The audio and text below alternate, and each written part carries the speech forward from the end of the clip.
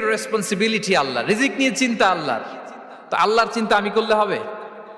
বলেন, যেটার দায়িত্ব আল্লাহ, যে রেসপন্সিবিলিটি আল্লাহর, ওই রেসপন্সিবিলিটি আমি নিলে হবে? হবে না। তাহলে আল্লাহ তাআলা নিজেকে আর রাজ্জাক বলে কোরআনে আমাদের সামনে উপস্থাপন করেছেন।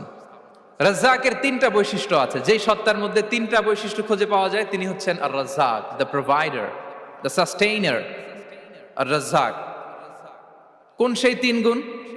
এক নম্বর গুণ হচ্ছে নো ডেফিসিয়েন্সি, তার কোনো অভাব থাকবে না।